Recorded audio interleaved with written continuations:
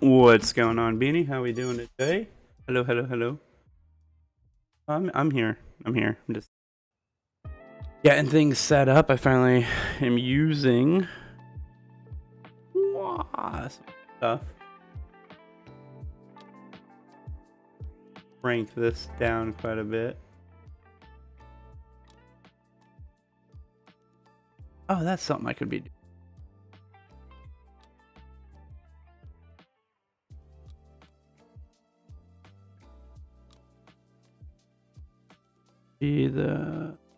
Yeah, this one.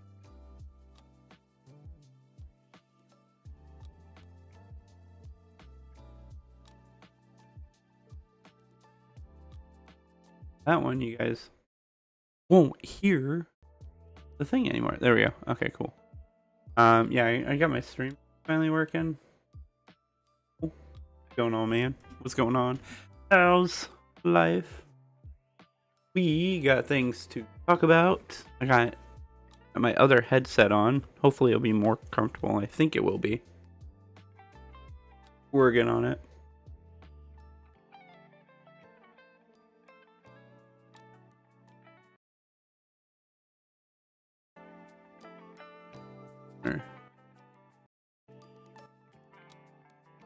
And keep that real chill sounding. Ready? Ready, already? Boom.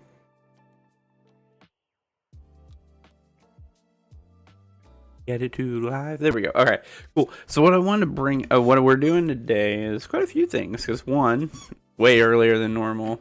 I'm working on the script. I've been working on the script for the actual video that I'm eventually going to release, and now I have to work on it some more thanks to Hyperdroid, and other people. And now that more people have gotten like a cleaner cut, really makes sense. We're gonna watch the video here soon. Actually, I've already watched it once, but we're gonna rewatch again with you guys.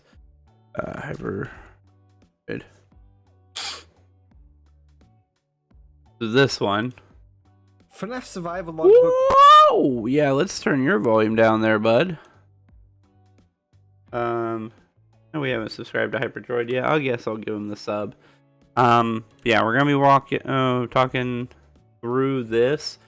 I agree with some of it, but not all of it, and I'll explain why as we watch the video. But I need to get this fixed. You guys tell me. I can't hear the video you're watching. Not yet. I'm not watching it yet. Hold on. What? I haven't started watching it yet. There you go. Yeah, I'm not watching a video yet. Hold on. You can't hear this? 6 years ago, and you should be able to. The two names of the most important characters. Yeah. Should be able to.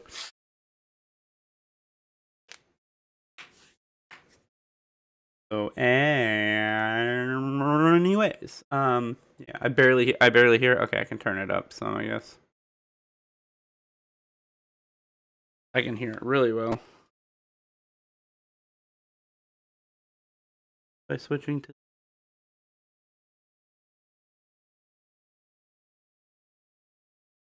other one.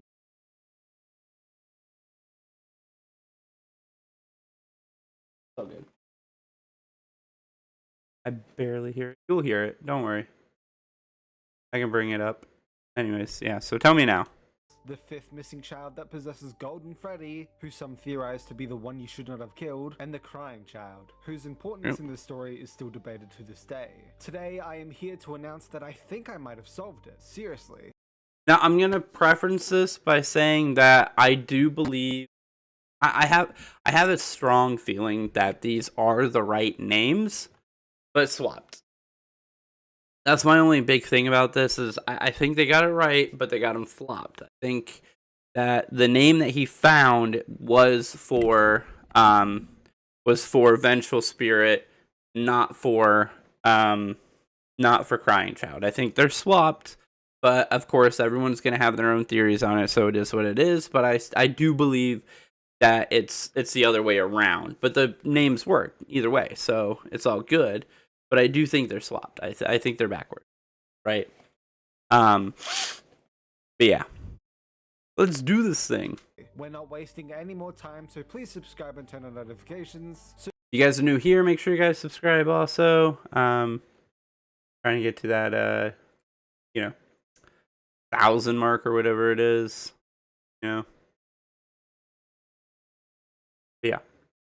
you get notified when the biggest FNAF video ever, over 24 hours long and a whole year in the making, going over literally everything, FNAF the Supreme Guide, releases in just a few weeks. A giant disclaimer that this is just a theory. Everything is a theory. To disagree with me and not take these possible answers at all. I just happen to get the solution and personally thinks that it works. I think swap it. So of course I'm going to share it. This is just a theory. Please, let's keep this community positive. Anyways, let me catch you up real quick. So shortly after FNAF 6 released and seemingly ended the original story, the survival logbook released, itself being basically a children's activity book containing things like quizzes, would you rathers, drawing grids, etc. However, on the first page it's revealed that this logbook was actually owned by Michael Afton himself, and so we knew we were in for some lore reveals. Mike notes that his recent dreams are of Nightmare Fredbear, confirming he's quit moving this around. I need to set this somewhere and let it be. And parallels Clara from The Immortal and the Restless, and with all the FNAF 3 imagery and the fact Clara quote-unquote burned down the house, seemingly hinting that he's indeed the FNAF 3 guide as well, even having a real value code which proves that the book takes place in modern times. However, that's not all. Throughout this logbook we also learn of two other spirits inhabiting the book, whether literally or not. One writing in faded text to someone else altering the text, writing multiple times throughout things like, do you remember your name, who are you, and what's your name, hinting that we're meant to get the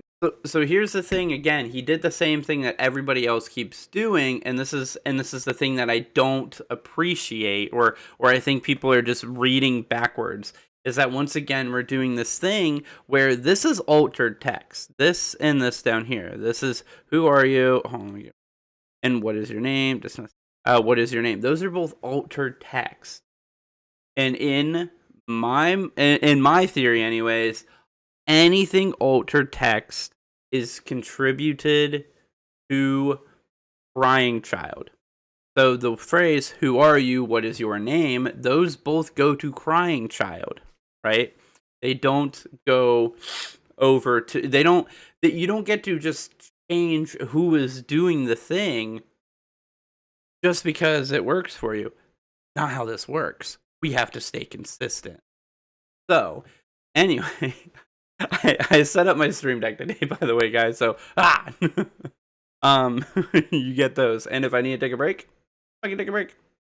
Anyways, but no, in all seriousness, though, yeah, if you're going to attribute a aspect of something to a character, you need to be consistent in your theorizing. If we're allowed to all of a sudden make altered text in the book belong to Faded Texas character just because it helps work with your theory that Cassidy is actually Vengeful Spirit's name, blah blah blah, or your name is not this name or whatever else, then it changes everything. It changes everything. I think so. Here's my thing, and I'll pull it up. FNAF logbook. Yeah, Dave, thanks. FNAF logbook.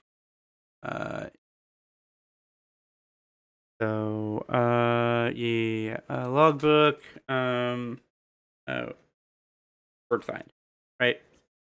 The word find. Backwards thing is right. Hold on. Okay, so we go back to this one. So it goes. So this is. I know. Like here, it says, "What do you see?" Right. So in the is the faded text in here? Yeah. What do you?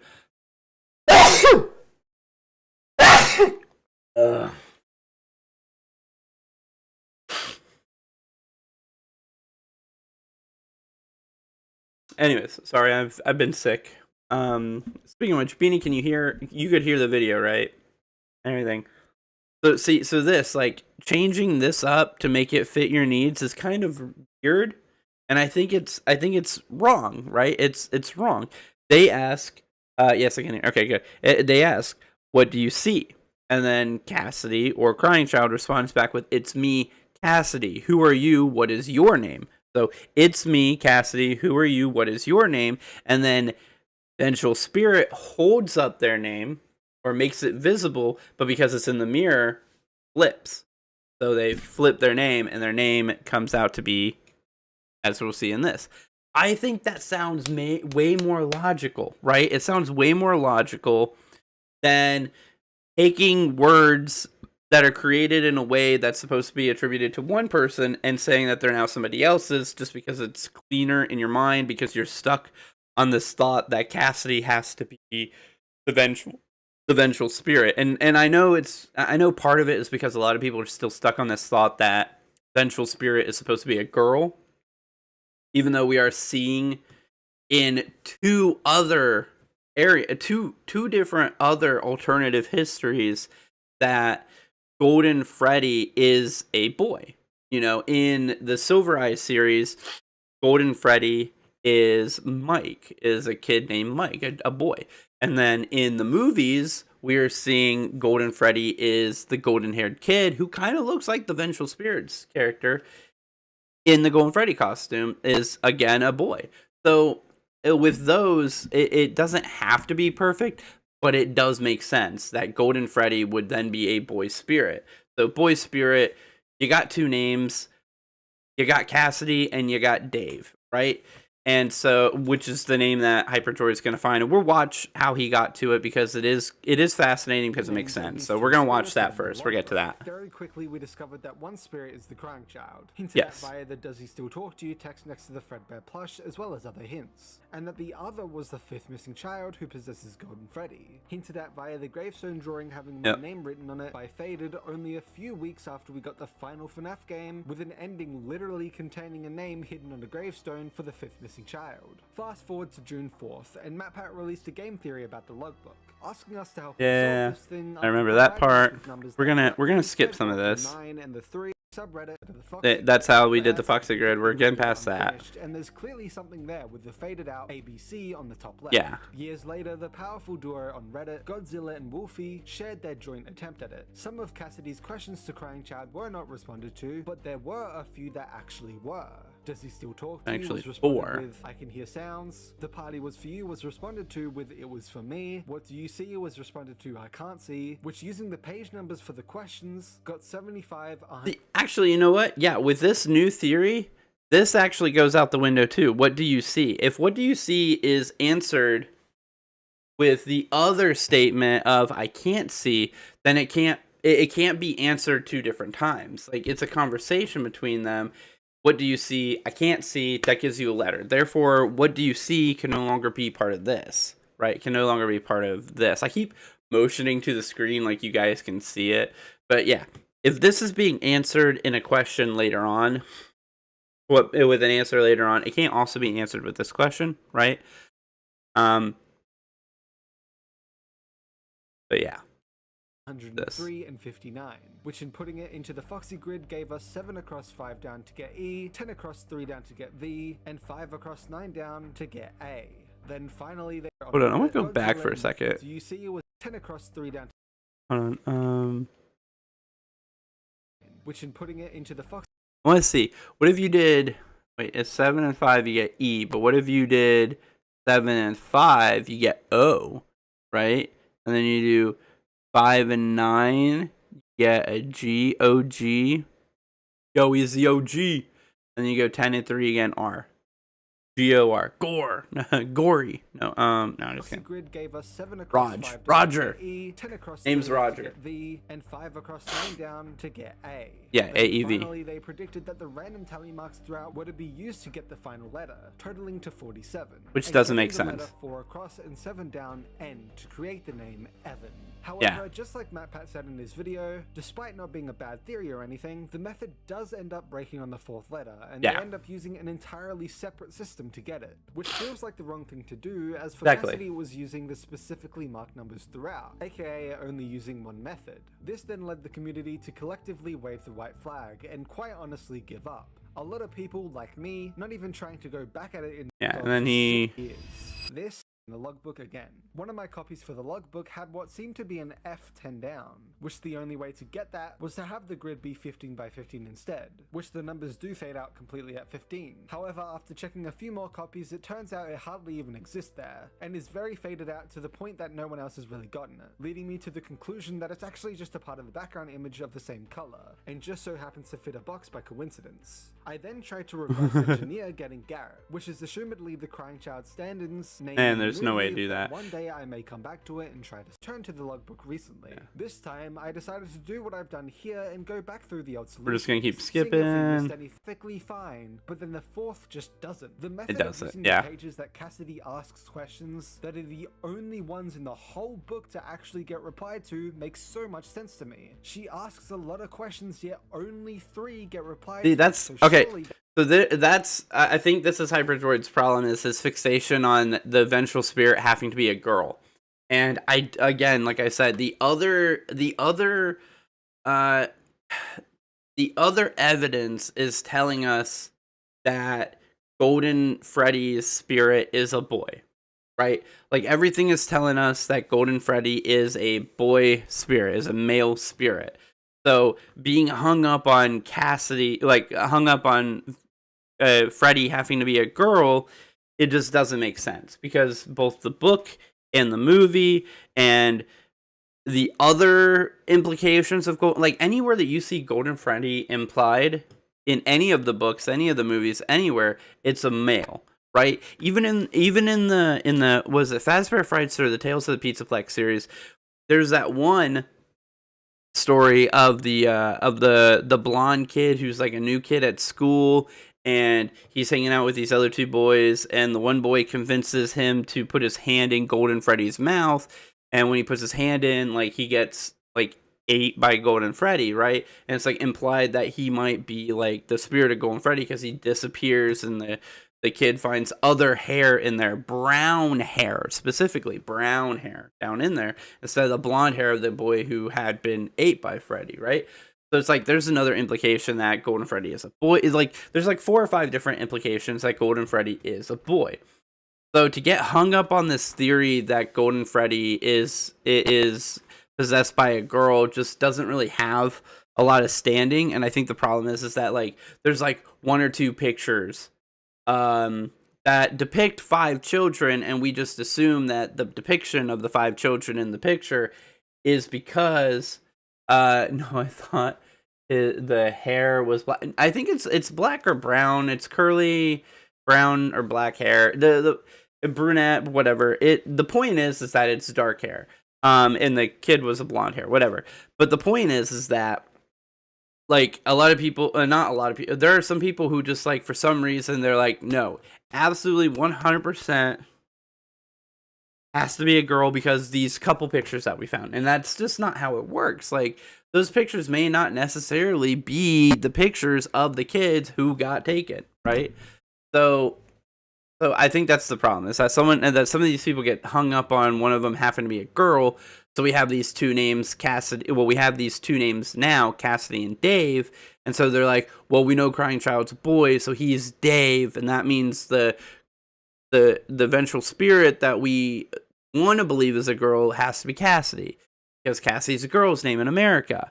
But again, I don't follow that. It just there's too much like, you know, square peg in a round hole kind of shenanigans, or circle peg going in a square hole kind of shenanigans. There's a lot of space being left over from that, whereas making them both boys fits with the stories that were being told everywhere else in the FNAF universe, FNAFiverse, if you will. Whereas the girl thing, this would be the one and only time, unless someone can give me another story. But I don't remember any other short stories from the Frights or the Pizzaplex stories that tell us that Golden Freddy is a girl. Like in everything that we're seeing, it's a boy, and the voice actors are supposed to be ambiguous on gender in Ultimate Custom Night, but the picture is literally a picture of his own son, which again implies boy. So That's my own take on it. Like I said, you guys can have your own theories on it. I'm just saying, like, in my head, it just doesn't add up, right? It's not connecting for me in a way where I will take it as Golden Freddy is a female spirit. I think it's male spirit, and its name is That means something. Dave Also, now. notice how the numbers begin fading at Because of 10 this, after we're they've watching gone it. by 15, meaning that the only necessary rows are actually the first 9, which just happens to fit every single coordinate for EVA. Then it hit me. Something altered right in the logbook is I'm scared, which in the past was linked to the tally marks for some reason, but what if instead it actually links back to Unknown Cassidy hero. asking do you What still up, have Cross? dreams? Right above a picture of the nightmares, who we heavily theorized Crying Child would have seen at some point. A stretch? Yeah. Sure. But then notice how I can hear sounds, which link back to E, it was for me, which linked back to V, and I can't see, which link back to A, which are also all answers to Cassidy's questions, all happen to come from the same end of night quizzes together, including I'm scared, also an answer to one of the questions. It would be weird for 3 of the only 4 answers to matter, right? So what happens? Got a new when you PC. use the Yep, page got a number new on the PC. question, Had to 41, get a new for 4 PC. across on the first row in the Foxy grid, you get D. Here, I'll show you guys. I'll show it off. The old one. This is the beast that finally betrayed me. After years and years and years. Really big. It's heavy.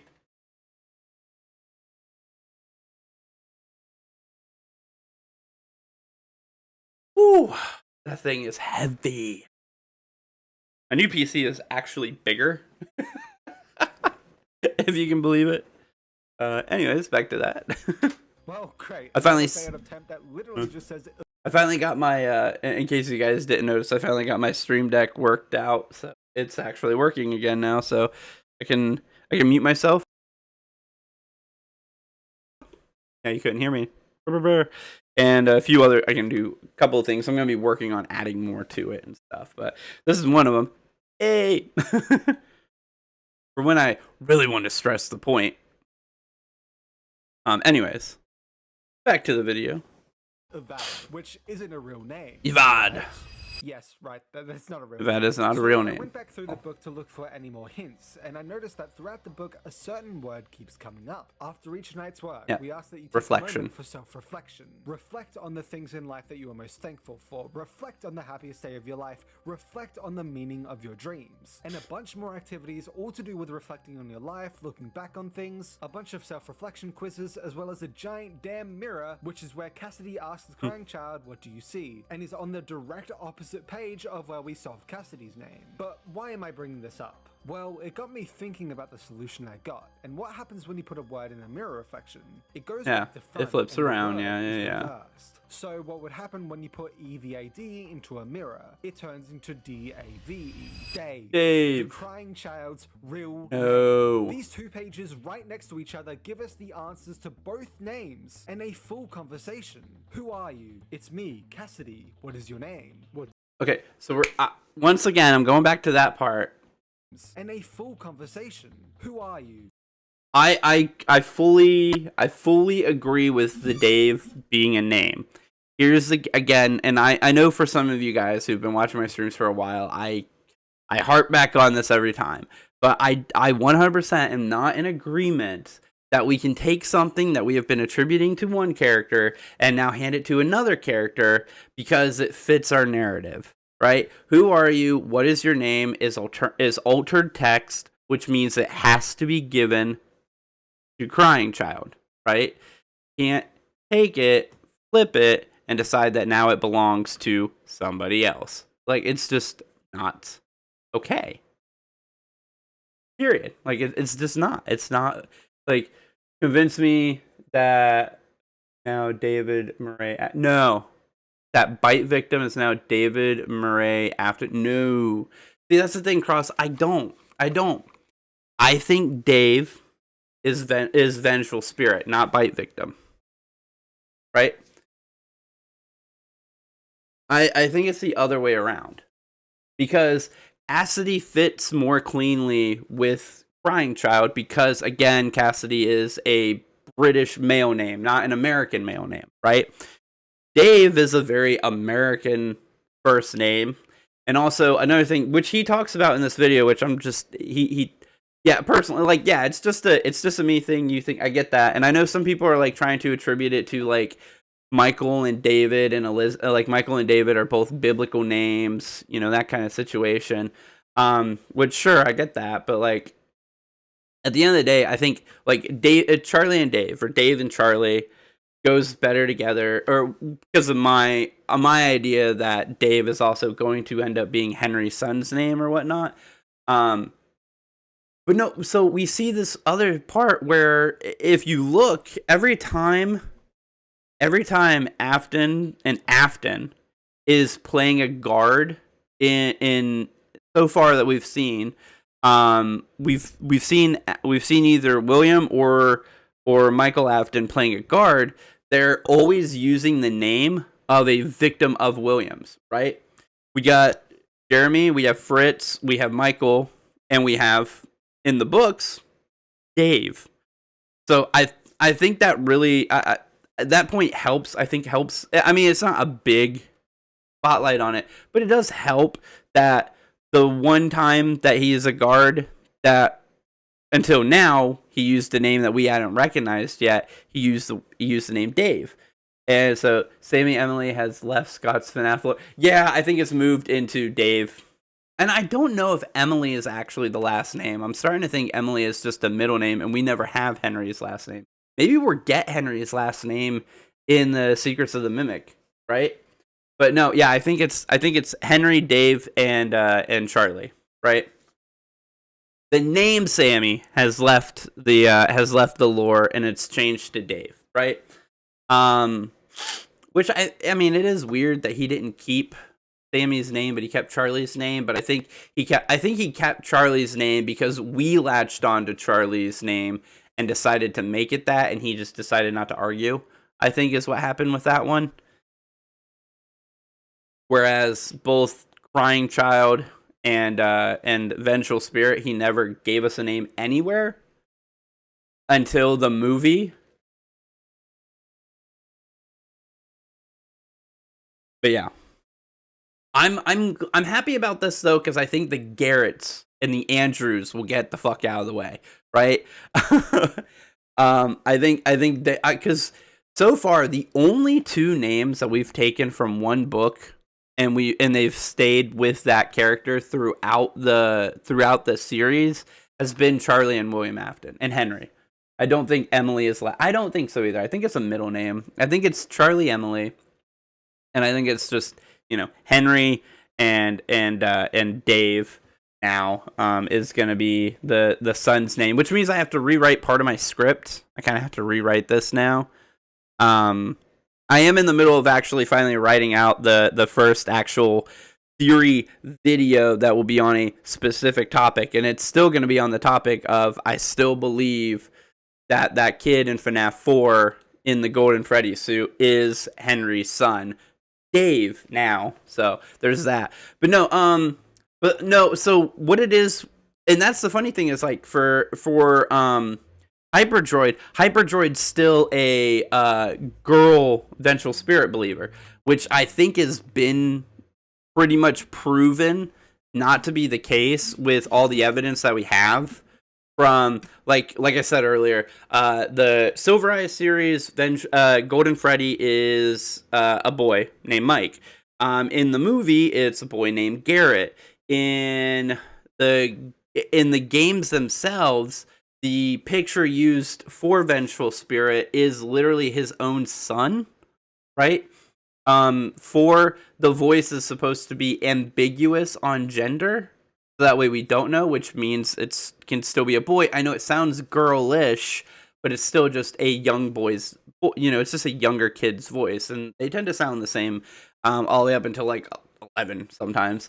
So there's that, and then in other stories, there's implications that the Golden Freddy spirit may be a boy. I don't think there's anywhere in the entire FNAF-verse other than the games where well, not even the games actually, but like anywhere in the FNAFiverse that it's actually said that it's a girl, except for there's a couple of pictures where we see 5 kids hanging out with the Golden Freddy, and we just assume all 5 kids are the 5 victims, and we just go, these are the 5 victims, which it might not be. Like, that's the thing.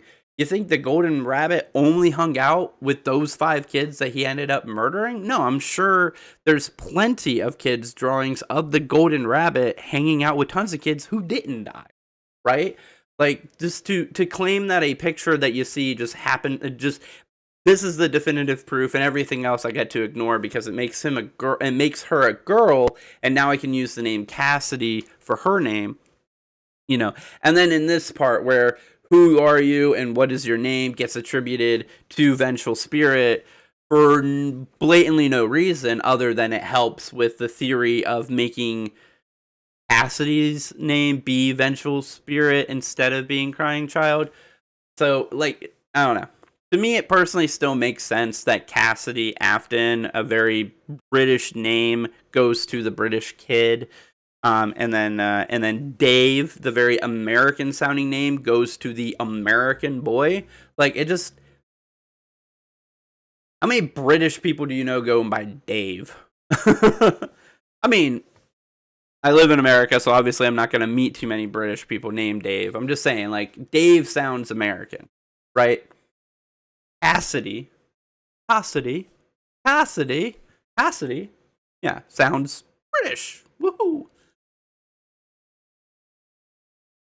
You guys roll with your own theories. I'm not telling you you're wrong. I'm just saying in my head canon, it just makes more sense to flip them. And again, and part of it is because of this. Who I keep pointing this out. Like, I think this is backwards. I think it's literally, it's me, Cassidy. Who are you? What is your name? And then they show their name in the mirror, and it flips to show Dave. I'm Dave, right? It also makes sense in the aspect of, in order to get Cassidy's, right? In order to get Cassidy's name, the clues are given to you by Cassidy, right? They're led off by Cassidy. Cassidy alters the letters, or alters the numbers on the pages, either by the book pages themselves, like the page numbers themselves, or in the 1 through 10 thing, right? Does those, and then the other 2 letters are given to us by Michael, his older brother. That makes sense. The clues to give you the name Dave are led off by Vengeful Spirit, by shadow text. You know, what do you see? I can't see. Gives you 1. You know, he's leading off those clues. He's the first part of those. What do you see? You know, what was the party for you, or whatever the 4 was, right? The 4 questions. They were 4 questions given by Vengeful Spirit and answered by Cassidy, which then gave us the answer, which then gave us the clues to Dave's name. Why would Vengeful Spirit lead off the clues? You know, lead off for the clues to the other kid's name. Like, why would they give the clues for the opposite one's names?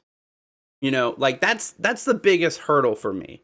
Is why would altered text numbers that have been altered by text, which is Crying Child's thing, why would those clues be attributed to the Vengeful Spirit? And then the questions given by Vengeful Spirit be, you know, those questions being the clues to give us Crying, like, we're tossing them backwards, opposite of each other, right? We're flipping them. We're flip-flopping them for some reason. And I get why in some people's cases, like, again, Droid highly believes that Cassidy is a girl, or that, not Cassidy, that Vengeful Spirit is a girl, so he wants Vengeful Spirit to be Cassidy, because that's a girl.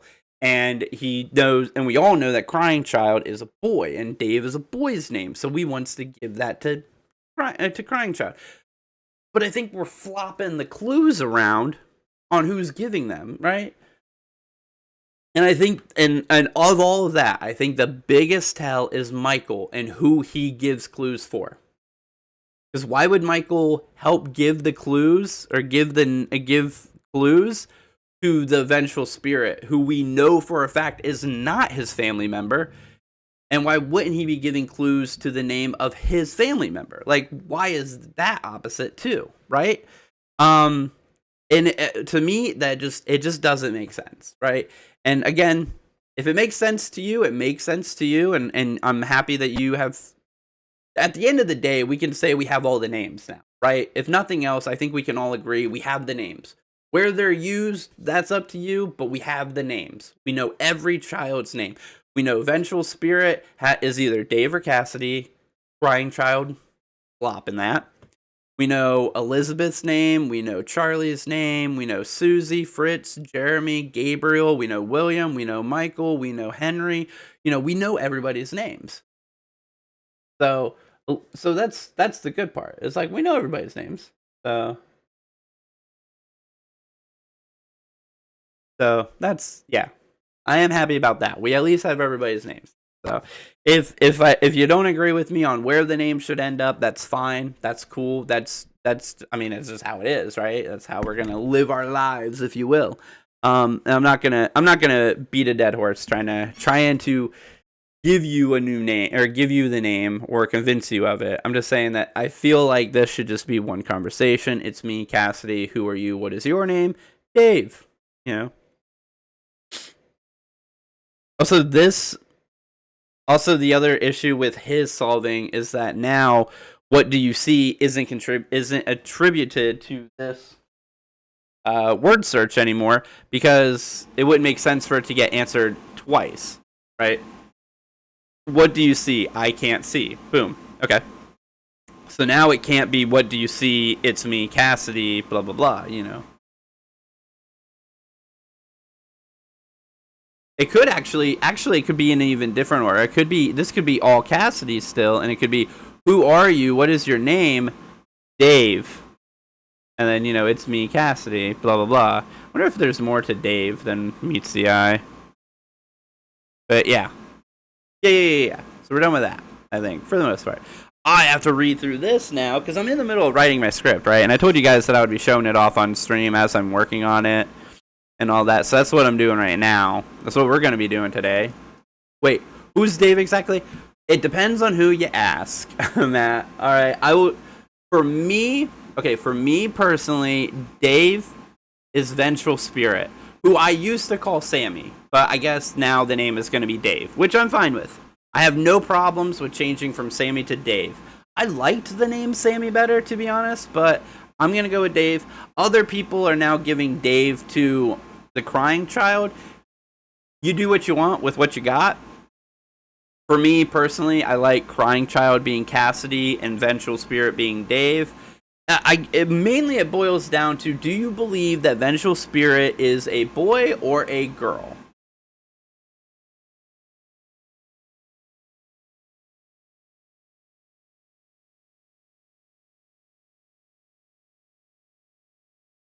But Golden Freddy, Dave made more sense, but I feel like Sammy makes logical. Because Sammy is the name of the character in the books, for me, anyways. If Dave isn't Henry's child, then Dave works no matter what. I mean, Dave's easy. Then Dave's an easy name, right? Yeah. Names don't matter as much if it's not Henry's child, but if it is Henry's child, then Dave versus Cassidy,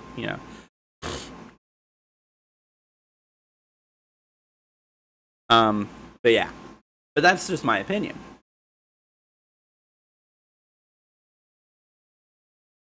You guys are more than welcome to have your own opinions, your own choice, to do what you want with that too.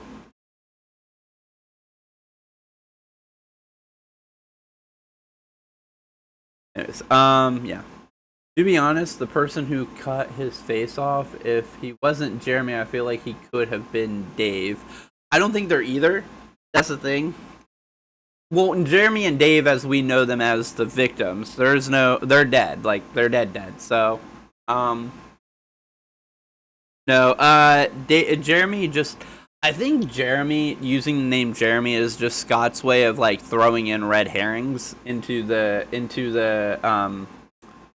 like into the lore to make it more convoluted. We're talking about 3 different Jeremys at this point, which makes things, difficult. But I think, well, we're not really talking about 3 Jeremys. We know of 2 actual Jeremys, right? We know of Jeremy, the boy who died, who became Bonnie, and then we know of Jeremy, the face peeler, right? The 3rd Jeremy is actually, we believe, to be Michael Afton, going under an alias. And that's actually a thing. That's actually a good point to the Dave name being like a real name, and the theory behind it makes more sense. And why also Dave being the name of Vengeful Spirit versus Crying Child makes more sense too, because as we've seen in the series so far, whenever any of the Aftons are going under an alias name, right? They are always using the name of a victim of William, right? Someone who dies at William's hand. And we have Jeremy, we have Fritz, and we have Michael, who are all guard names, right? Michael is obviously by proxy a victim of William. He dies by a direct result of what William did, right? Obviously, Jeremy and Fritz both died to William directly. So if Dave is the name of the Vengeful Spirit kid, he died to William's hands. And we do see William playing a guard named Dave in the books. Michael Jeremy Schmidt Afton, for all we... It could be Michael Jeremy Schmidt Afton. It could be. I don't think... But here's the thing, though. Time to hit the sack because I was schooling. Alright, have a good night, Cross. Glad to see you were able to hang out, man. If you want to see the rest of this tomorrow, timestamp is 43 minutes. This one might be a long one. Not sure yet because we are starting way earlier than normal. But yeah. What is it? It's not the Arkham's Razor? No. One of those ones where it's like the easiest, the simplest explanation is usually the correct one.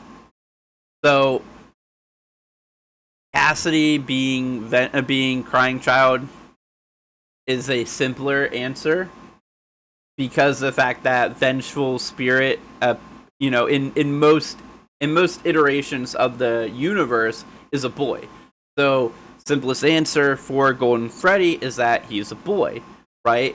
So if he's a boy, then he probably has and not only is he a boy, he's an American boy. So if he's an American boy, he probably has an American boy name. An American boy name would be Dave. Crying Child is a boy, but he's also from the UK. He's British. A British boy's name would be Cassidy. So the simplest answer for these names would be American boy gets Dave, British boy gets Cassidy, right? The problem is that there are some people who believe that Vengeful Spirit is a girl. Don't know why anymore. That's their own prerogative. I know they have like evidence, but there's a lot less evidence to suggest that Vengeful Spirit is a girl than there is Occam's Razor. That's it. Yes. Tool for shaving off unlikely explanation, essentially when faced with competing explanations for the same phenomenon. Yeah, exactly. Exactly.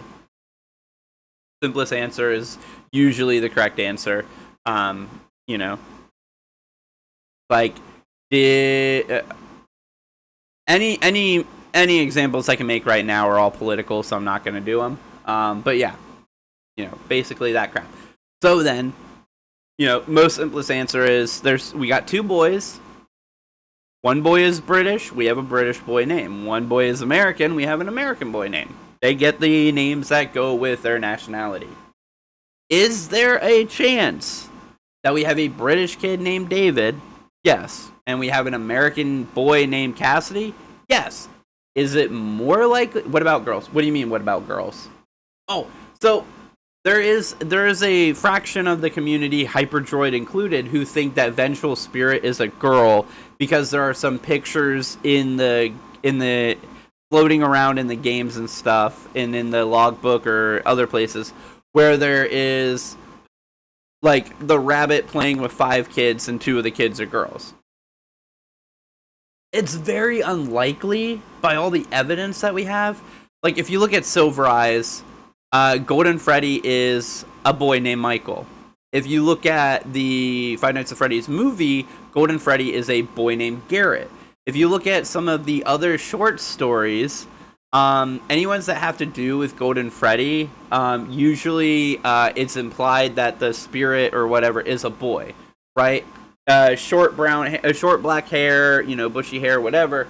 Anything involving Golden Freddy in any of the other stories, boy. Also, on top of that, the vengeful spirit picture, the picture from the picture used in Ultimate Custom Night to represent the vengeful spirit is literally Scott Cawthon's own son. Like, it's a picture of his son that he just overdid. Has a voice that's 90%. No. So no. Well, British boy maybe, but the thing is that it's, if you look in the voiceover notes, the directions are literally that it's an ambiguous gendered voice. That the gender of the child is unknown because the voice is supposed to be ambiguous on whether or not it's a boy or a girl, right? So there's really nothing that says that Vengeful Spirit has to be a girl, except for a couple of pictures that show Springlock Bonnie or Spring Bonnie hanging out with 5 kids, and there being 2 girls. But it's like, you think that in the entire, year, 2 year, whatever, or 4 years, or however many years that Spring Bonnie was around, that he only ever played with 5 kids? The 5 that he would eventually murder? It seems unlikely to me, right? It seems very unlikely that those pictures mean anything more than, here's a bunch of kids, and I didn't want to make the genders, unbalanced. So when I drew the picture, I made the picture more, more boys than girls because it's an uneven number, but I chose, yeah, since they're too young for gender. Yeah, exactly. So my real thing would be, how would they have reacted to those pictures then, had he instead, if Scott instead would have made it to where it was 3 girls and 2 boys? How would they have reacted? Would the community then be in an uproar and be like, well, Jeremy Fritz or Gabriel's got to be a girl now? Are we going to change the gender on a kid just because it no longer fits our narrative? Right? So I think that's all it was. I think it was just Scott was like, it's got to be more balanced. Yeah, exactly. So, but again, that's just my opinion on it. If people want to believe that Vengeful Spirit's a girl, you're fine to do so. I'm just letting you know it's probably going to be a lot harder to get your theories to work. Yeah, we do. Yes. The theorist community does this all the time. What it is one person of credibility makes a theory, just a single theory, that they're like, and sometimes the theory that they make isn't even about the thing that they are now accidentally putting canonicity to, right? It's like we go by this theory that FNAF 1 happened in 1993 because Matt Pat made it 1993. Yeah, dual process theory. But well, that's hour long theory. Yeah, so their theory, which is pretty solid. I think it was actually 2 hours long. It's a 2 hour long theory. But anyways, their theory isn't, like, the first half of their theory isn't bad. I think they are gonna regret or change out Michael being Vengeful Spirit, because I don't think it's true. I honestly believe that my theory on it is right, but obviously that's because it's my theory, and I'm working on it right now. Like, I'm still writing the script for my first actual theory video. But you can see, I mean, it's already 3 pages long. I got some stuff in here about stuff, and I got to make it longer now because I do have to talk about the fact that we have figured out that the kid's name is Dave, not Sammy. So I got to go in there, and where do I have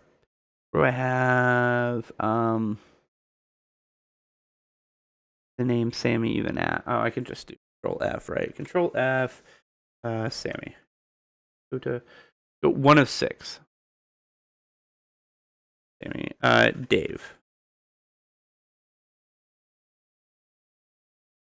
Dave. one. Okay, there we go. There's one there. Dave. There, Dave.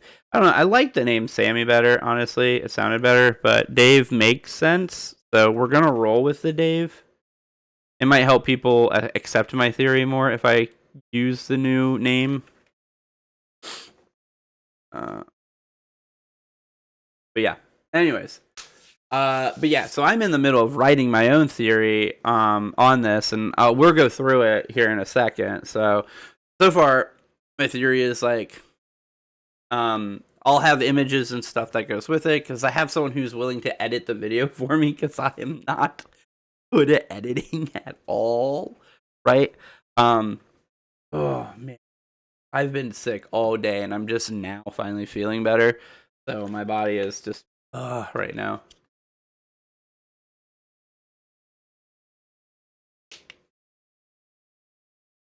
Oh, really? All three buttons next to what? Control Alt Z. You press the three. Oh, this.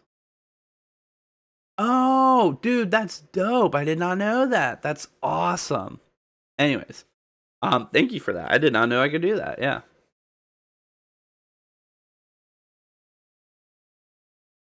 Yeah. So it's like, FNAF 4 has always been considered one of the most ambiguous games in the Five Nights at Freddy's franchise. Scott Cawthon, the creator of the massive franchise himself, has been on record saying that theorists never really figured most of it out. I did it for... Oh, fuck that. Dude, I'm glad you told me that, because I have my book that I'm writing still, right? Which I don't think I need to shortcuts. I don't have any shortcuts right now. Dabble.com. I think that's wrong. Yep, that's the wrong one. That's fantasy. Dabble script. Dabble writer?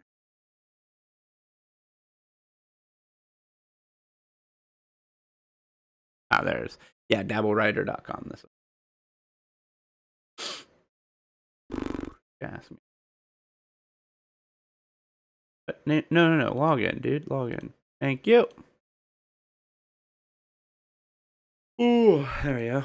Yeah, this right here. I mean, this is 151 pages right now. 37,748 words.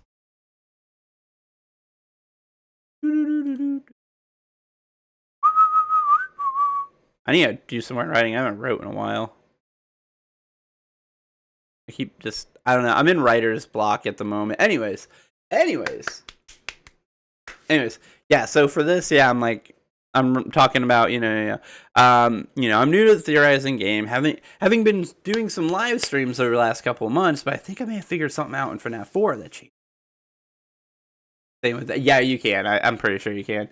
Now stick with me while I do have evidence to help with the theory. It is just that, a theory. Everyone has their own beliefs and thoughts when it comes to this series, and this one is just mine.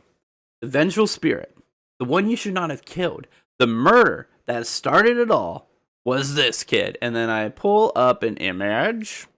It's been FNAF 4, yeah, mini games. Boop. Yes, thank you. Images, and I pull this up. This right here.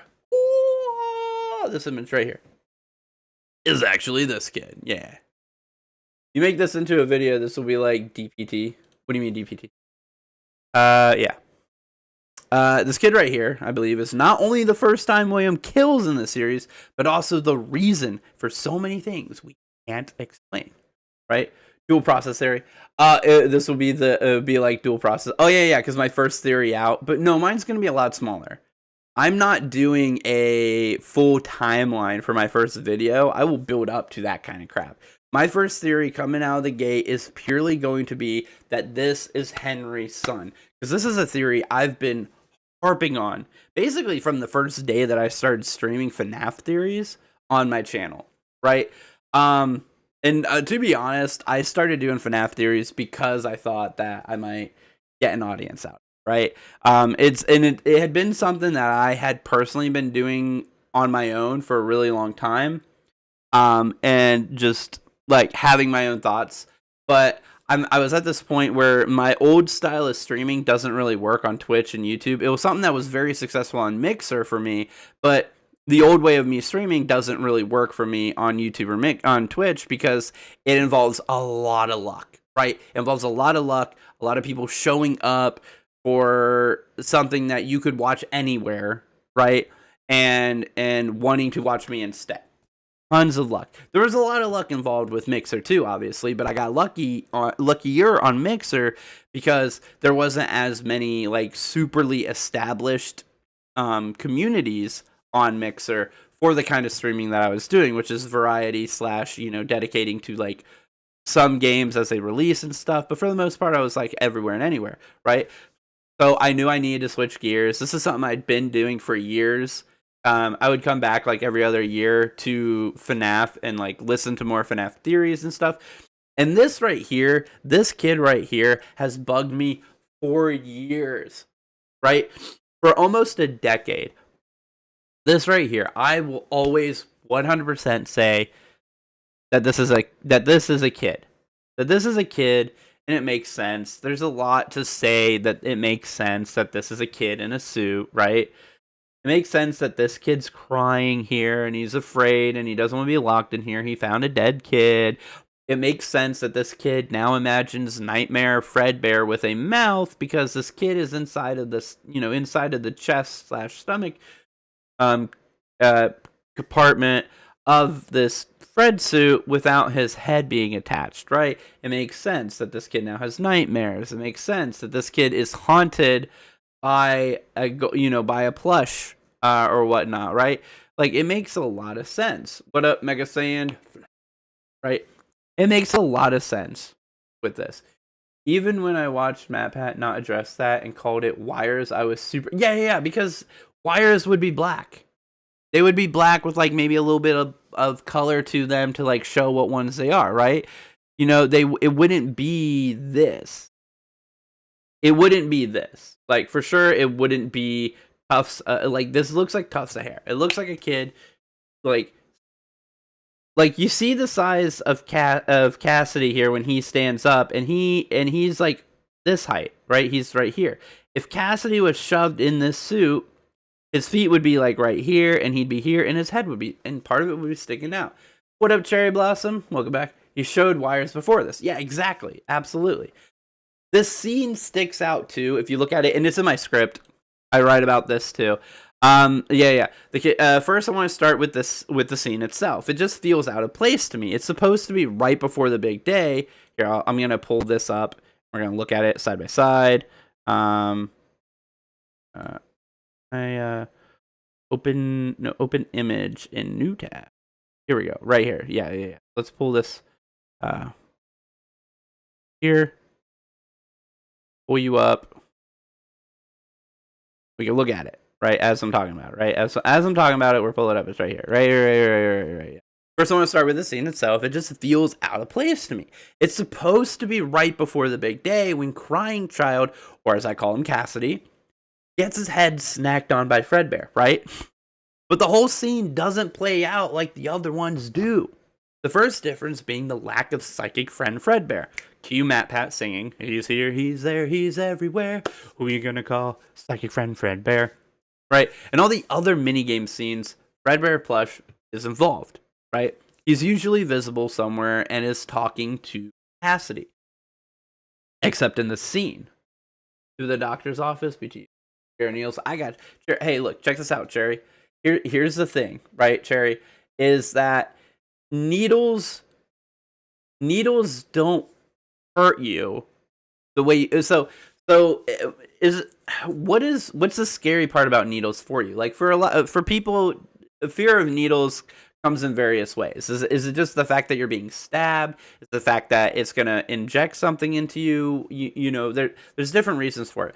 But remember this about needles. Needles are scientifically designed to be as non-invasive as possible for doing something good for you. It is the way the needle is designed is to be able to separate your skin, right? Your skin cells, to separate them out of the way. That way it can get into, your bloodstream and stuff, and then come back out without leaving lasting damage. So remember that needles are purposely meant to do the job that they're going to do and leave you as harm-free as physically possible, right? So there's no reason to be afraid of needles, especially when it's one needle. Now, I'm not going to say the rest because I just thought about it. I was like, that probably actually wouldn't help. But anyways, yeah. Needles are purposely designed to help. So let them help you. One time I got a shot. I freaked out, but I got McDonald's. There you go. See? So pretend to freak out. Don't actually be afraid. Pretend to freak out. Get some McDonald's. You know. Bada bing, bada boom. Anyways, back to the theory. Anyways, so yeah. So like, the whole scene here.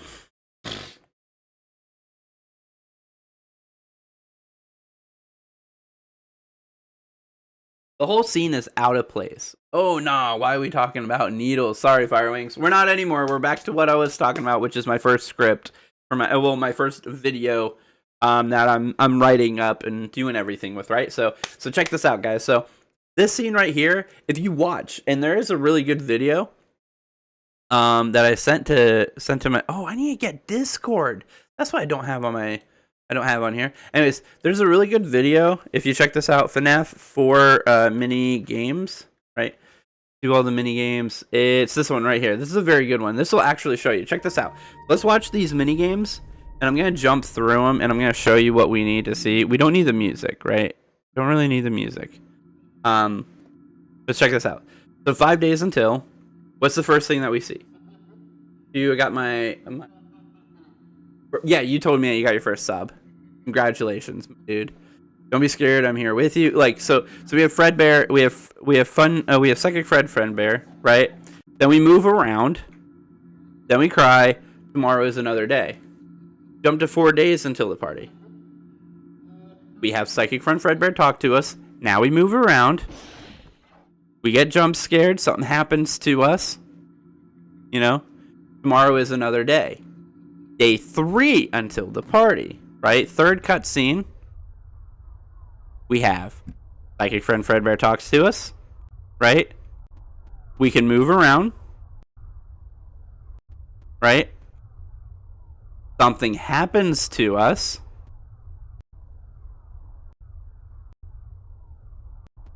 You know, we move around, something happens to us. Tomorrow is another day. I have my AC on. Ooh, I just turned mine off. 2 days until the party. Psychic Fredbear talks to us. We move around. Right? A lot of things happen to us this time. We go home. Something happens to us.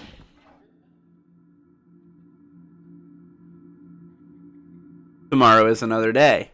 Now look at this scene. And what is different between this scene and all the other scenes we just watched? That's not Psychic. That's not Psychic Fredbear talking to us.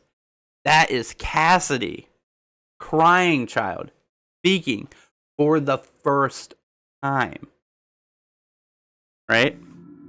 Speaks to us. Oh, he speaks. We never... Psychic Fredbear doesn't talk to us. We don't get to move around. Nothing actually happens to Crying Child. And we never get a tomorrow is another day. Now we move to the actual party.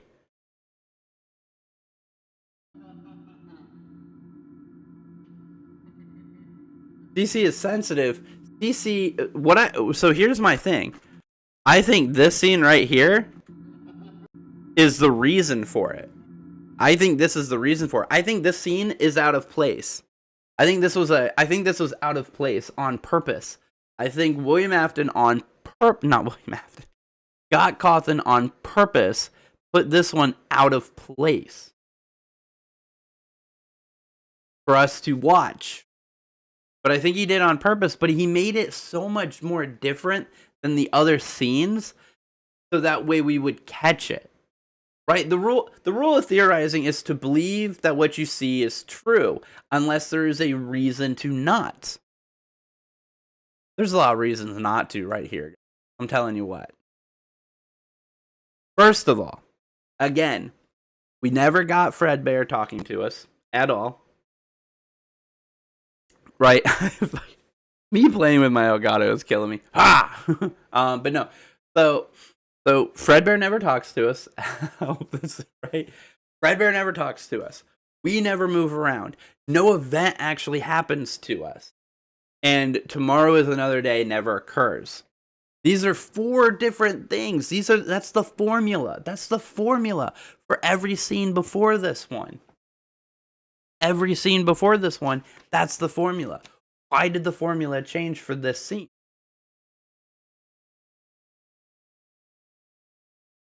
Because this scene is out of order. This is the prelude to everything else. Michael, as he does, locks Cassidy in this parts closet. Michael doesn't know that there is a dead child in here, right? He just thinks that there's animatronics in here, and he's trying to scare Cassidy.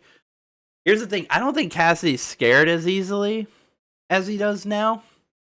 Because you don't ramp up the fearing thing. You know, you start ramping it up when you see it start working more. But he throws Cassidy in here, which, I mean, I should subscribe to this guy. I haven't subscribed to him yet, and I've used his video like 8 different times. Anyways, he so he locks Cassidy in here, not knowing that there's a dead body in here, right?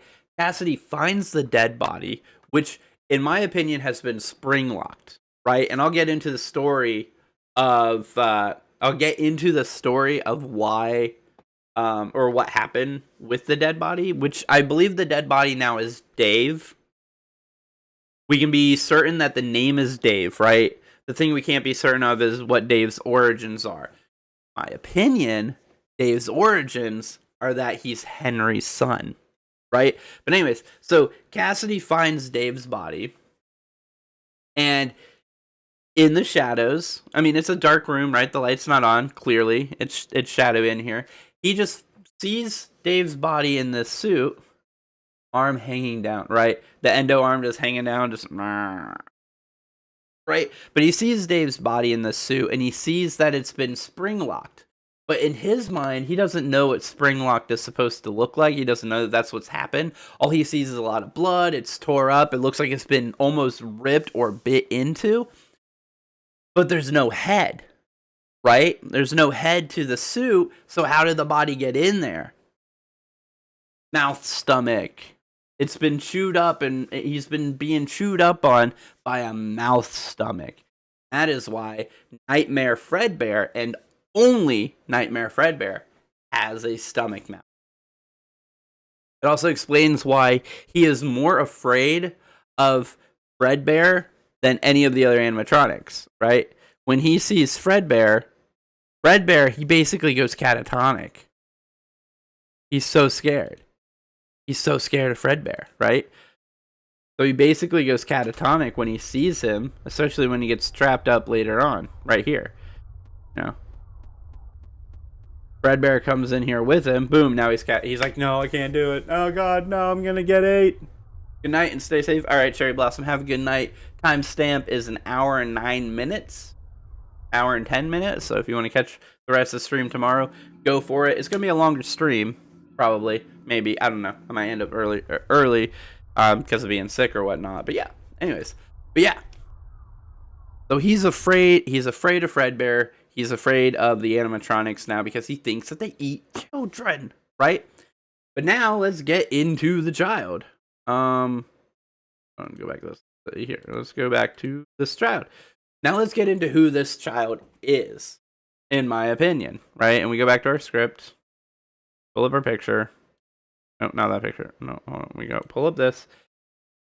Right, we talked about that, but again, this doesn't happen in the back room scene. Now, I think we all agree it's fair to assume that Cassidy was locked in the parts room by Michael. It's pretty well established, and Michael picks on Cassidy a lot. And this is right up his alley. So we see him lock Cassidy in his own room. As we see him lock Cassidy in his own room earlier in these minigames. This is nothing new, except this time, Michael wasn't aware of the body inside of the room. A body that was shoved in the Fredbear costume being stored back there. A body that Cassidy found while locked in there. While locked in the room. I need to change that to locked in the room. That actually flows better. While locked in the room. I'm going to put Dave's body. Dave's body. Right?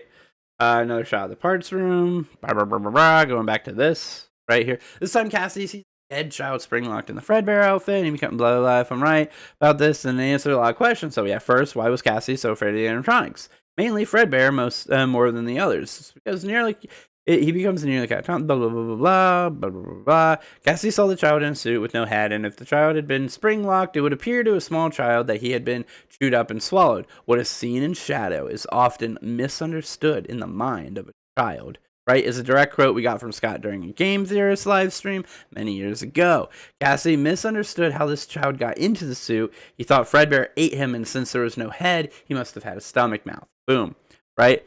Now, when I started thinking about this, my mind started racing, and the identity of this kid in the suit, became an obsession for me. And it really did. Like, for a while, I was like, what does it mean? Nobody's even caring about it, but it has, like, that was one of the reasons why I thought that it had to be important, was the fact that so many other theorists were just glossing over it. So many other people were ignoring it and kind of throwing it to the wayside of like, oh, this is just a thing that we're not going to figure out, whatever, right? And like in my brain, that tells me, I'm like, this is important, because that tends to be the thing that happens, right? Is that the majority of people ignore it, and it turns out to be a very important thing to whatever, right? So in my brain, it literally just messes with me. I'm like, this has to have an importance. And then I remembered something. And then I read the Silver Eyes book, right? Something in that book series stuck out to me as weird. Something that, when I considered some other facts, brought a thought to the forefront of my mind and made me realize that, yeah, this child is the first kill old Willie Afton. It is the vengeful spirit, the one he should not have killed. This was actually Dave. Boom, and I gotta fix that spacing. Dave, Charlie's twin brother and Henry's son. Now, I know most people ignore this kid and even more believe that Dave only exists in the Silver Eyes series. But my dear viewers, what if he wasn't? Right? If this is Dave, right? If this child is Dave, or some other name, right? Thinking Dave. If this is the son of Henry, it fills in so many unanswered questions, right? And I'm not going to continue with the script right now because I need to rewrite this part, I think. So the story that I've come up with, the theorizing I've come up with is, and we see it in some of the game stuff, we see it in the books, we see it all over the place, that William Afton was jealous of Henry in a lot of ways, right? In my own personal timeline, Henry and William were competing restaurateurs. William technically did better business than Henry and eventually had to save Henry's business. But after being saved, everything was branded in Henry's branding because it had a stronger IP to it, right? So they made everything Freddy Fazbear's and everything else because it had a stronger IP. William ran a better restaurant, but Henry had better marketability, right? So William becomes jealous of Henry. Henry is a better engineer. Henry can make up better characters. Not knowing that Fredbear and Bonnie are actually probably characters that were owned by Henry's family, but that's a whole different video, right? But so William would occasionally come into like these jealous fits of rage, and there's this prevailing theory now that Matt Pat mentioned in a recent Game Theorist video, and I've been talking about since like my first live stream on the whole series, that maybe William Afton just wanted to murder children, but he always stopped himself because he knew societally that isn't okay, right? But in one of his jealous fits of rage, he's in the back room, in the parts room, and he's blowing off steam. Maybe that's why these things are disconnected. Maybe that's why the head's off. Maybe that's why the arm and stuff is like in all pieces. Maybe he was taking things apart just to get some of his rage out, right? And then in comes Dave. He's young. He's like 9, 8, 10, whatever age he is, right? And he starts annoying William Afton because he's just a kid. He probably comes in and he's just like, "What are you doing? Why are you throwing things around? Are you okay? Are you mad? Blah blah blah." And William Afton wanted to just, hush him up or whatnot, but he was mad at the same time, out of a fit of rage or whatever, not thinking straight, you know, throws him in the Springlock suit, puts him in there to like quiet him up or scare him or something like that. Maybe he was just trying to scare him so he stops, go away or whatnot. But he puts him in the suit and the suit triggers. Maybe not on purpose. I don't know if it was on purpose. It probably wasn't on purpose at first, right? But it triggers. And we've had explanations in the books and literature that explains how bad being spring locked is, and it is agonizing. You can't make noise anymore because it's completely punctured both your lungs. You don't have air to make sounds. You start drowning in your own blood. You slowly slip away, but you feel every second of it, right? It's not a quick death. It's not a clean death, especially if the head isn't attached, right? If the head's not attached, then it's just body damage that happens, and you slowly die, right? So the spring locks trigger probably on accident, but it happens. And it probably, scared William at first, but it scared him, but at the same time, he probably panicked, like a lot of people do. Like if you watch movies, TV shows, whatever, when they talk about it and everything else, if you accidentally kill someone, you go into kind of a panic state. You don't do it and then be like, oh man, I gotta figure out how to fix this one. If you do, you're a sociopath. Please go talk to a psychiatrist. Also, if you've ever murdered somebody, maybe did it. But anyways, so Dave's dead in this suit. So what does he do? Right? He has to do something, and I think his cold logical brain clicks into place, and it unlocks the serial killer thing, as sometimes these kind of events will do. One makes him realize that this is gonna happen, right? Or it did happen, so he covers it up. I think this is the part. This is the crazy part. This is the part that really answers a lot of questions for us, right? Is that he covers it up. He hides he leaves it in the parts room, right? And Cassidy gets locked in there. But I think he hides the body, right? At first, he probably has to leave for a second to do something so that way he can go and dispose of it quickly or not. Or like he's hiding it in there, doesn't think anyone else is going to go in there or something like that. Cassidy gets locked in there. I think William discovers Cassidy in there and then Cassidy doesn't tell him what he saw. So William's like suspicious of his own son. And I think that's where Psychic Friend Fredbear comes into play. William gave Psychic Friend Fredbear to Cassidy to keep surveillance on him.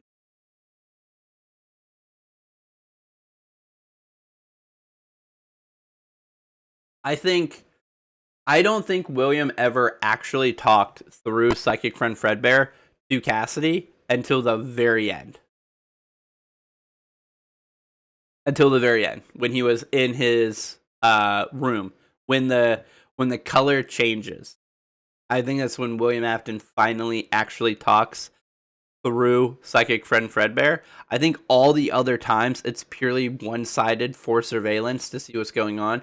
I think Psychic Friend Fredbear is just that. He's in his head. I think Psychic Friend Fredbear talks to Crying Child, talks to Cassidy in a way of Cassidy is projecting his own thoughts onto the bear to justify his fear in his head. I think it's a psychological thing. I'll look up what the disorder is or whatnot, but I think that's what it is. There's a psychological thing where like you project your fear into something and then it gets reflected back to you to justify it in your own mind. So with Fredbear, it's he's going to scare you. Yeah, like no insight that that psychic friend Fredbear gives you is anything that Cassidy wouldn't have already known, right? Mike's somewhere in the house and he's gonna scare you, right? We know that's gonna happen, okay? You gotta run the other direction. He knows he has to run the other direction. Like, everything that he tells you is something that you can imply, you can see that Cassidy probably already had that knowledge, right?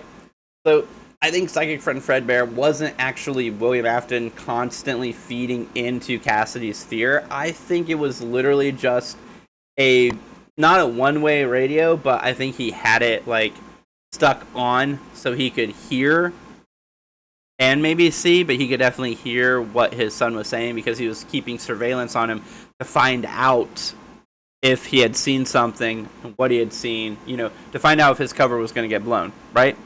But I think William covers up Dave's death, gets the body disposed of, and plays it off as a kidnapping, right? And this answers a lot of questions, right? Obviously, later on in time, Henry will eventually learn the truth that William stole, that William killed Dave and that it wasn't kidnapping.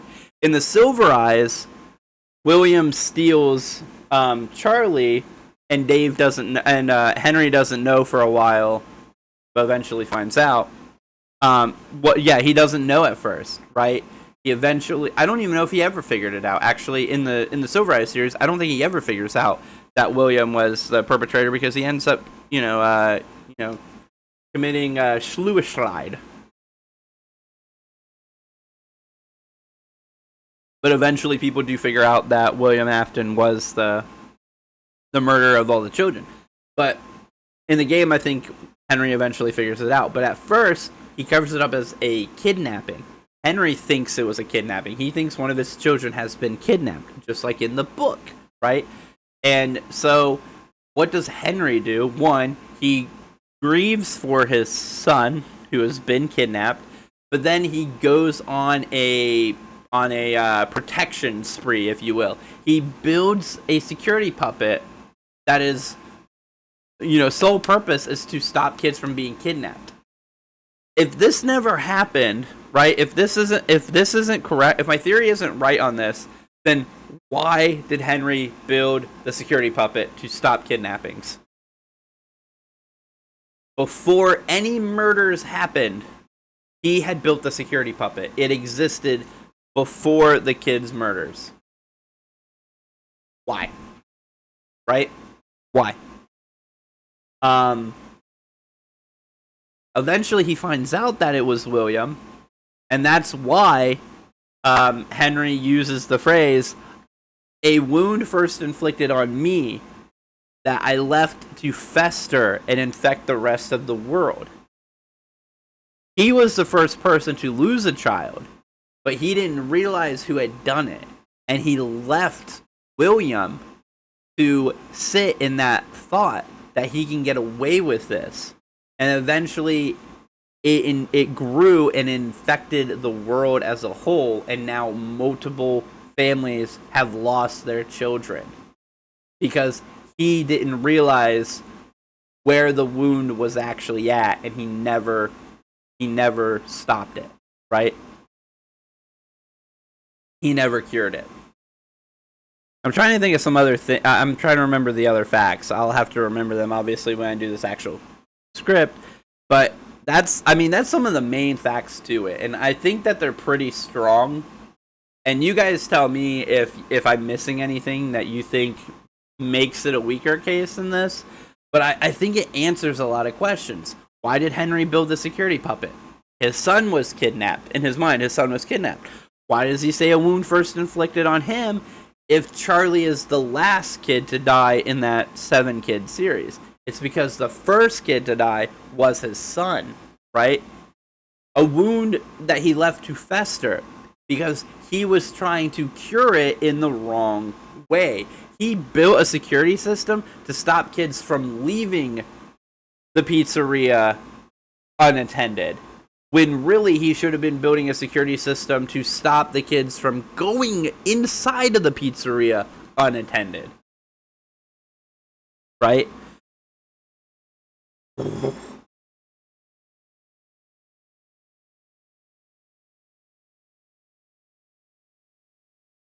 Why is Dave the one you should not have killed?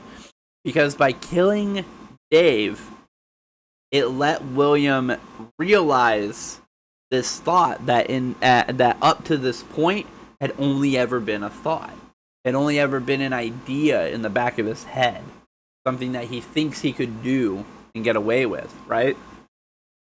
He is the one you should not have killed, because had he never killed Dave on accident, it never would have happened. Period.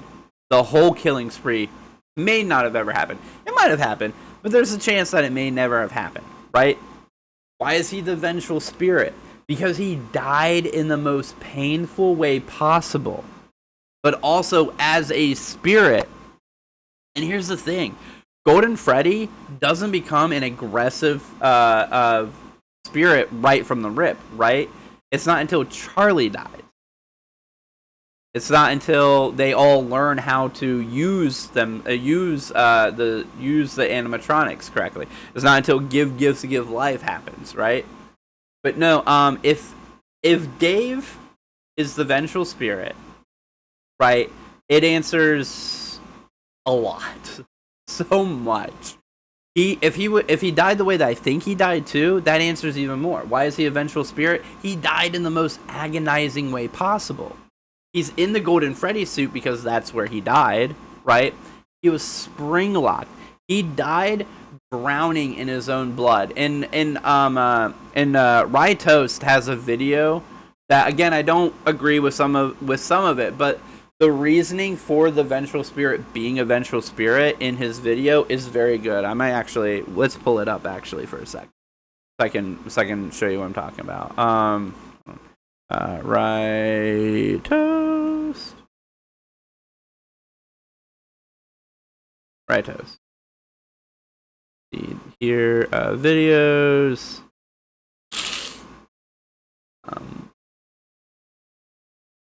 Yeah, there you go. All right. Everybody's making their Golden Freddy videos, so I guess I am too. I mean, right, I'm eventually making a Golden Freddy video for the timeline I'm baking in the background, but I guess I'll do it now. It seems relevant and a lot. Let's see. What is all the confirmed lore about Golden Freddy? Yeah, we're not gonna. What does Golden Freddy do in FNAF? Who is possessing Golden Freddy? Here we go. Yeah. Okay, to a point, I get it. So far, this theory solves the easier parts of Golden Freddy. What is Golden Freddy doing in the franchise? Yeah. And what does the spirit inside of Golden Freddy do after it is dismantled? That's relatively straightforward for this part of the theory. There was a child who was killed by being placed inside of a springlock suit, and then Oh wait, no, go back. Relatively straightforward for this part of the theory. There was a child who was killed by being placed inside of a springlock suit. Really? Oh, a child being killed by being placed in a springlock suit. I wonder where that happens in the series. I wonder who has a theory on that that would make sense. Right? I'm just saying. Just saying, guys. Just saying.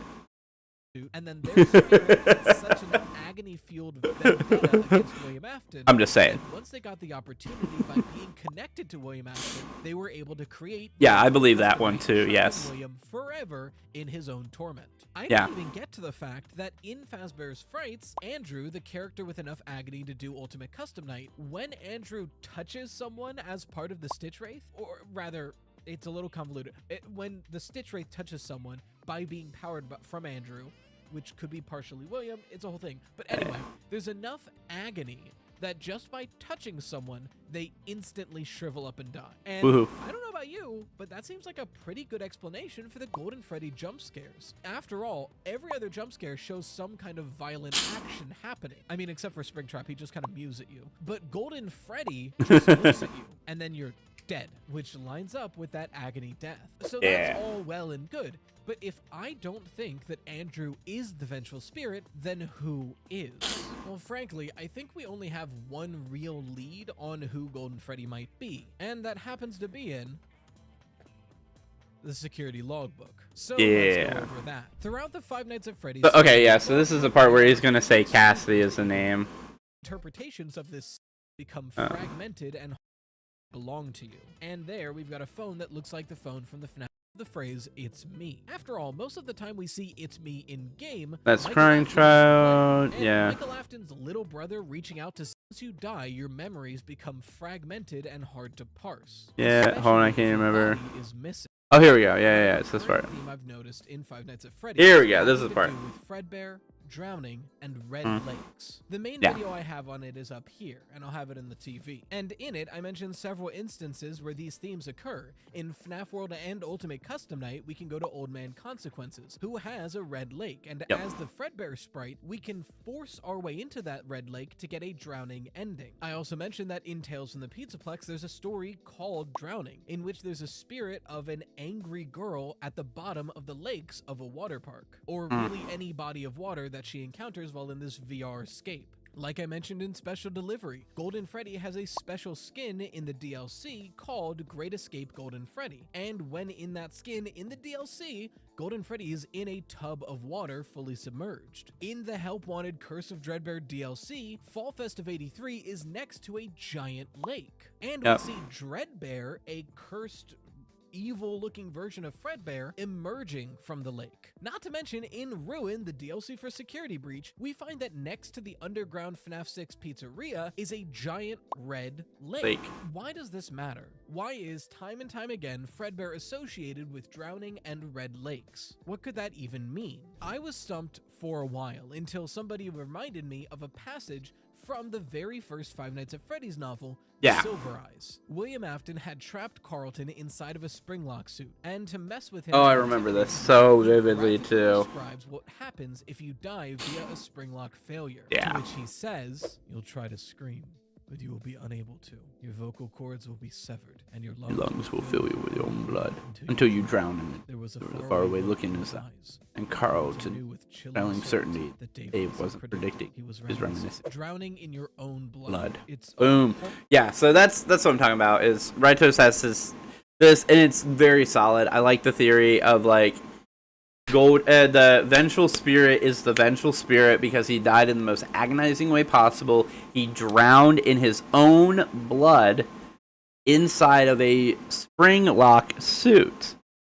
And again, the only time that we potentially see a child in a Springlock suit is right here. Is this right here? Am I 100% correct? Who knows? Only one man in the entire world knows if I'm right or not.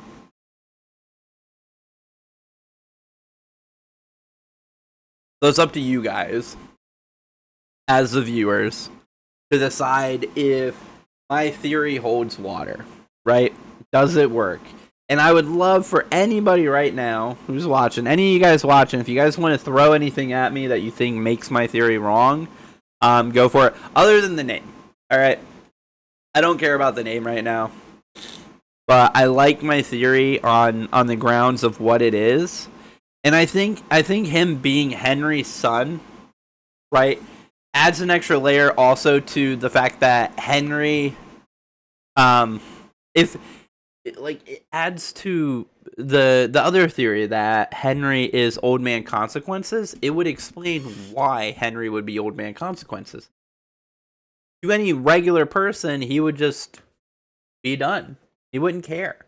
But for his own son, he wants to save his own son's soul. He wants to let his son rest. Like, leave the demon to his demons. Rest. You are done. You've done what you needed to do, right? Right? Dave has tried for so long to do what he could. And my favorite part about it is to think of Charlie and Dave as twins and them to be the bookends of this original horrific event, right?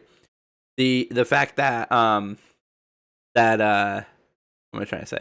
That Dave is first and Charlie is last, right? They're the first and the last of this specific event. And Dave tries to take vengeance on the one who wronged them, while Charlie is trying to help the victims. They're both looking to what is the word? To right the wrong that William committed, but in two different ways, right? He wants to right the wrong by punishing William. He wants to right the wrong by helping the victim. And as a brother-sister duo, that makes a lot of sense. Like, as twins, that makes a lot of sense.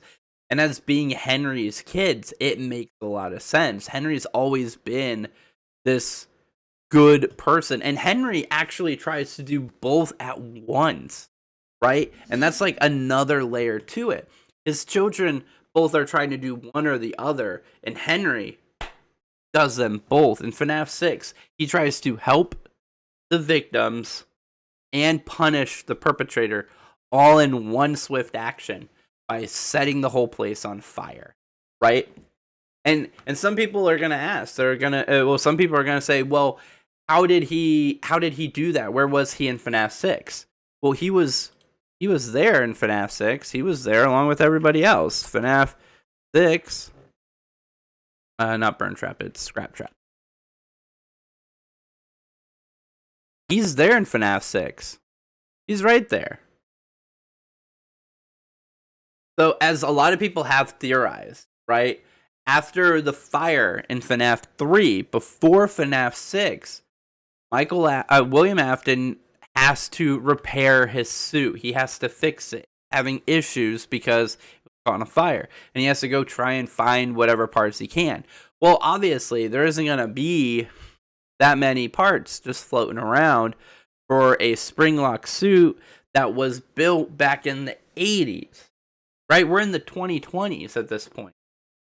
So he goes to the only place he can think of where he's going to find one, his bunker. And he finds the Golden Freddy suit that's just been sitting there doing nothing. And he takes parts from it, because it's been decaying too, but he takes the feet from it, he takes the mouth from it, he might take, other parts from it, and he fixes them together and scraps himself back together.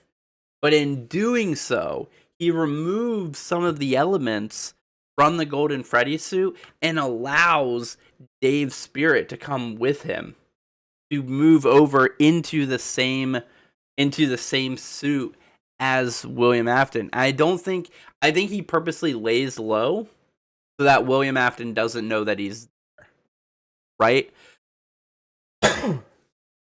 I think that Cassidy is. I think good ending happens for Cassidy, but only for Cassidy in FNAF 3.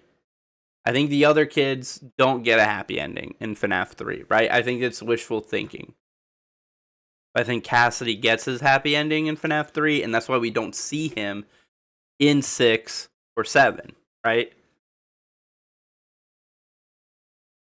He is nowhere to be found in FNAF 6. We can find everybody else. We find Elizabeth. She's in Scrap Baby. We find the MCI kids. They're in Molten Freddy. We have Charlie. She's in the puppet, who is in Lefty. And we have William Afton, Michael Afton, and Dave. Dave and William are sharing the same suit, and William is unaware of it. And Michael is running the place. And Henry is there too, making sure everything goes smoothly. They're all there together for one last time, and the whole place burns to the ground. And when William and Dave move on into the afterlife, Dave is connected to William in a spiritual way and is able to lash onto him with that agony that he has built up, and is able to put William into the ultimate custom.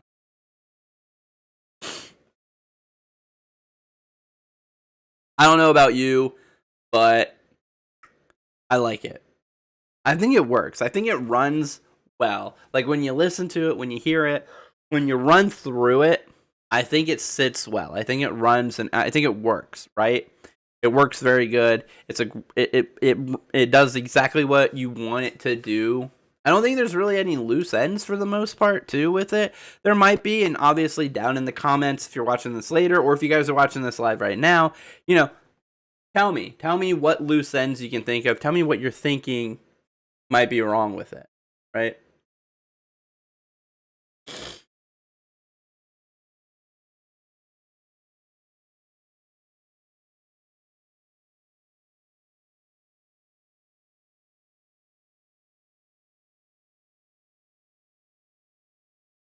Ooh.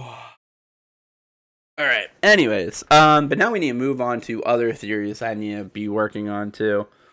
I'm not gonna work on the Fritz one until next year, because there's a Fritz one. Midnight Motorist might be Fritz's story, but I don't know now because of the fact that FNAF has like kind of changed things and made things weird and hard to figure it out now. So.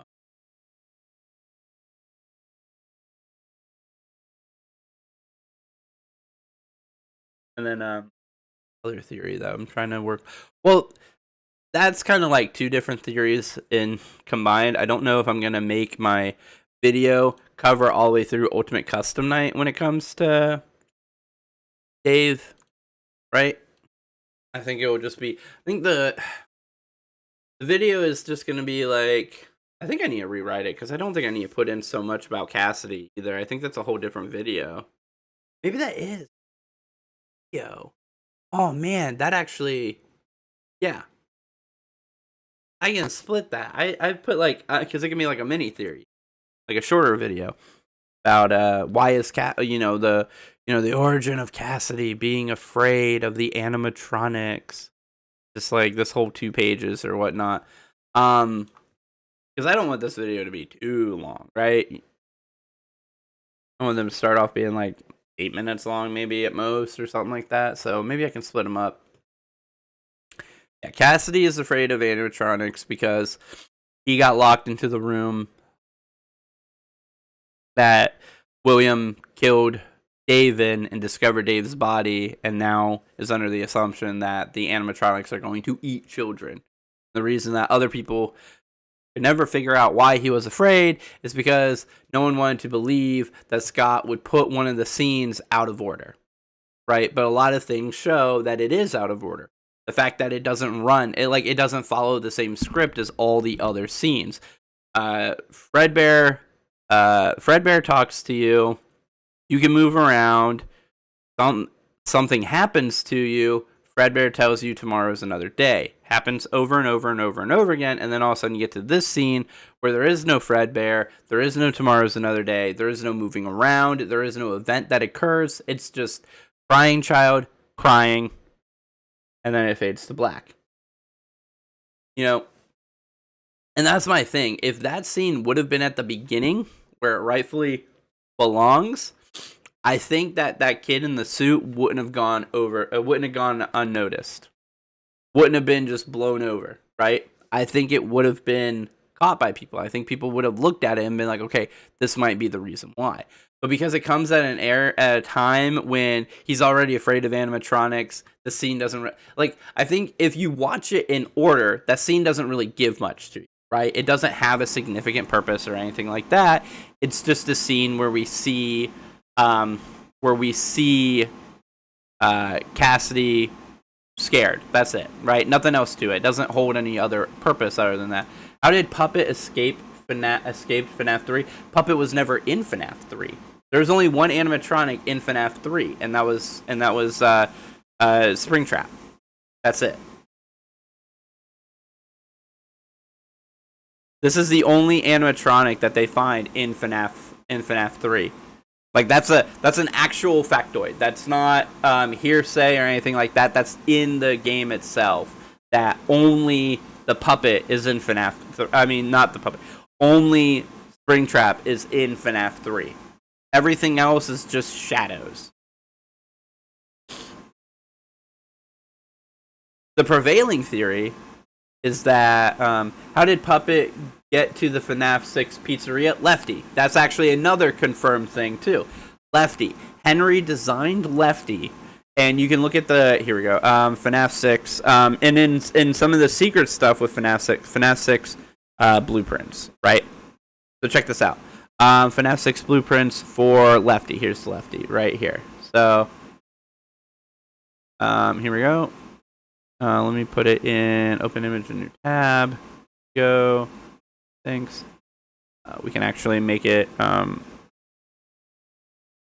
So lure, encapsulate, fuse, transport, and extract is what Lefty stands for. He's going to lure it in. He's going to encapsulate it, collect it. He's going to fuse it with himself, transport it somewhere, and then extract it out of himself.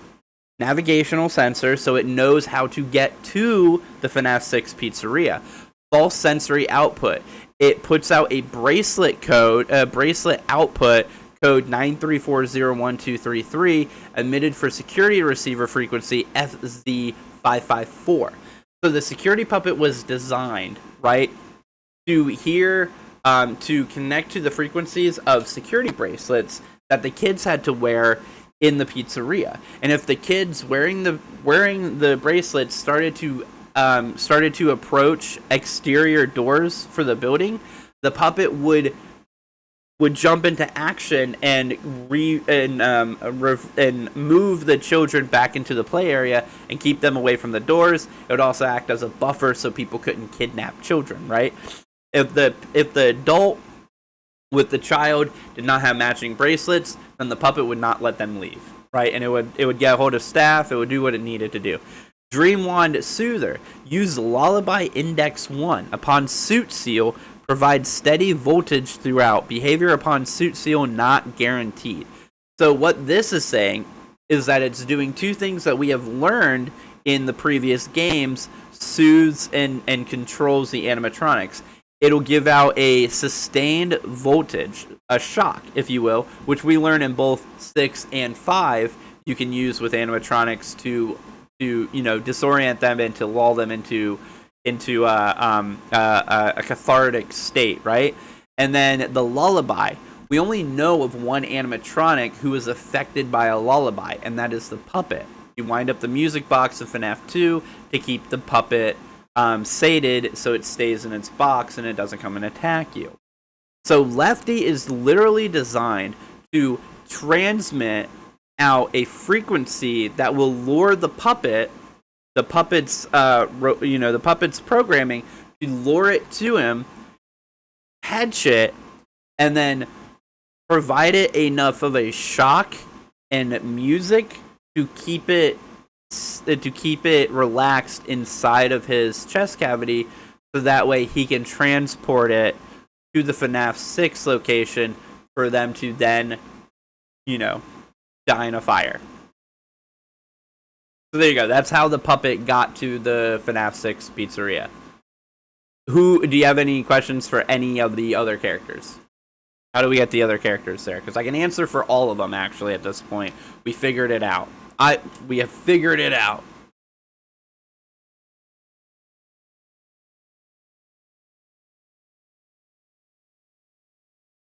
Also, how are you doing today, John?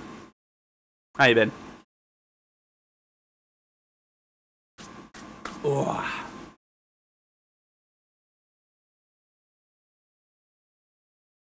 Actually, I need to use the bathroom, so give me...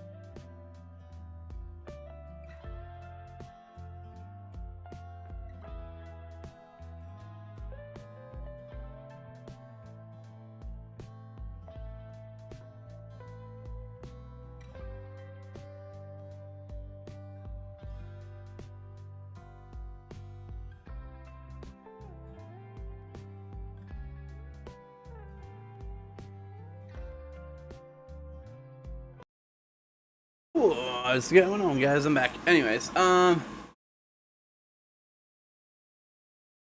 if you guys got any more questions, go ahead and ask.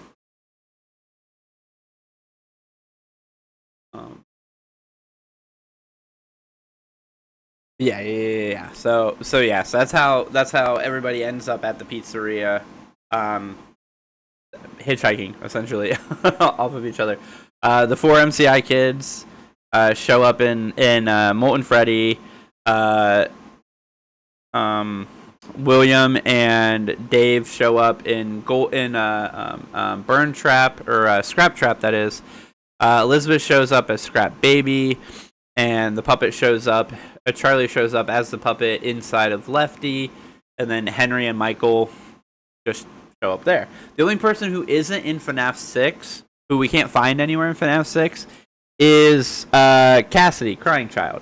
And that is because I believe that he did actually get his happy ending in FNAF 3. Now the problem with that, though, is if he did get his happy ending in FNAF 3 and he's gone, one, he's the only kid to do so until FNAF 6, but two, it also means that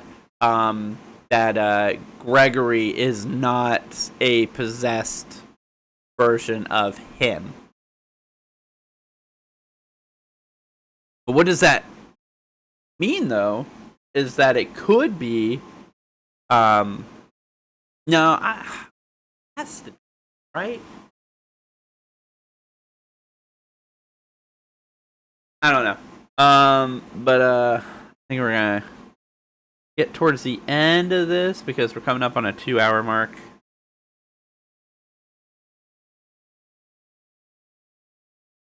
So, but thank you guys so much for watching, hanging out, all that good stuff. Always appreciate you. If you guys haven't yet, make sure you guys hit that subscribe button.